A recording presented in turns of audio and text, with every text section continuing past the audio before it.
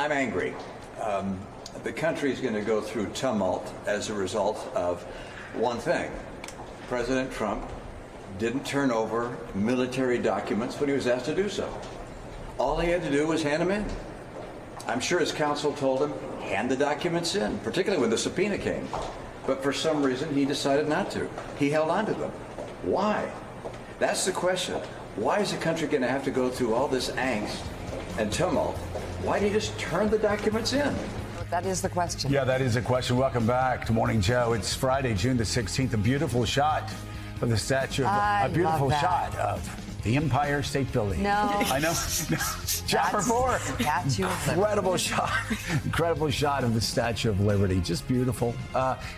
So Willie, we've been talking about how there's been sort of a leaking of support bit by bit. Mitt Romney never supported Donald Trump. It's never close to it, but still, Republicans speaking out against him is a rare thing. Romney's done that more than most, but still, when he comes out, when you have Mike Pence moving away from Trump the way he has over the past 3 days, you have other Republicans starting to actually speak the truth about how it is bad for people to steal nuclear secrets from the United States government. We are seeing a bit of a trend line here. Mm-hmm. Yeah, without question. Another why for Mitt Romney, as he was asking why. Why does it always fall to Mitt Romney to be the Republican in the Senate to criticize Donald Trump? But you're seeing more of it, as you point out. And our colleagues at NBC News have a new story that just posted out of the state of Nevada, where Adam Laxalt, who ran for Senate last year, who was a supporter of Donald Trump through the years, the Attorney General here, just said plainly he can't win here. And now he's backing with a super PAC, Ron DeSantis, because he's saying he lost twice. Do you think he's suddenly going to get back independent voters and get to a margin where he can win in Nevada? Just now, Republicans saying publicly, the guy can't win in our state. We've got to look somewhere else. And so he's backing Ron DeSantis. Well, when you have somebody like Laxalt, who was at least in it to win it for Donald Trump, some would say maybe a bit too long, saying he can't win here. And he understands he's in Nevada. He's hearing from Republicans there.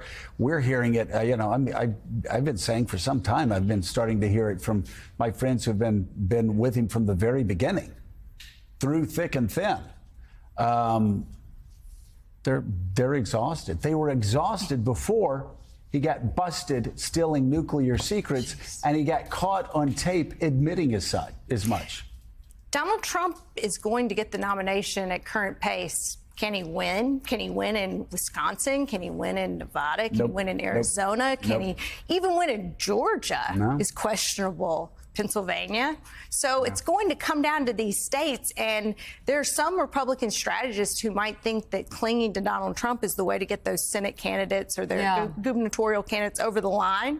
And we didn't see that happen last go round. This story, there's a lot of stories about Donald Trump. This story is simple, and Mitt Romney crystallized it. I think the question that people are going to have, you interview a lot of Republicans, is why didn't he just give them back? Everyone else gave them back. Why didn't he give them back? And we could avoid all of this drama and trauma on our democracy. It really is an inflection point that he has created. And a problem for himself. He's created. And by the way, Jonathan Lemire, that's exactly what we heard from Karl Rove in the Wall Street Journal op-ed yesterday. It's what we're hearing from Mitt Romney. It's what we're hearing from Andy McCarthy, National Review. It's what we've heard from the National Review over and over again. People who have spent, I'm not talking about Andy McCarthy here, but so many people who've spent the last 7 years just wallowing in anti-Trumpism to a laughable degree, are now, instead of trying to own the libs to get the subscriptions up, they're actually starting to tell the truth. This guy stole nuclear secrets. There was no excuse for it. He can't win next year.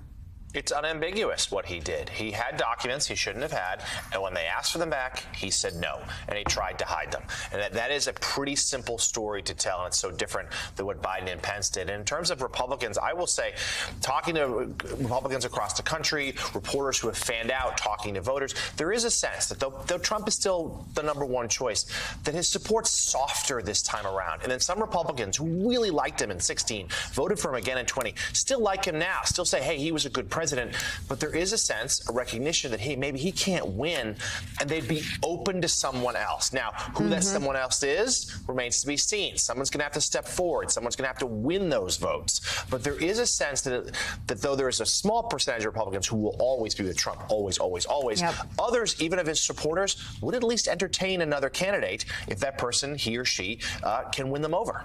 You know, there's so much complaining about a two-tiered justice system and the weaponization of the justice system. It's also, I think, penetrating the ether and sort of getting out there that actually it's geared toward Donald Trump. The DOJ was very careful in its process in terms of trying to retrieve the documents that don't belong to Donald Trump, that are classified and highly, highly dangerous to have out there in the public eye.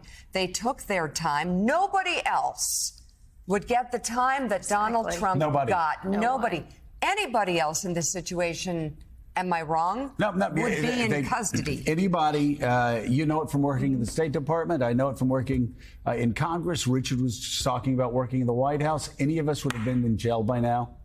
I mean, if we'd had this many documents, they would never do a plea deal.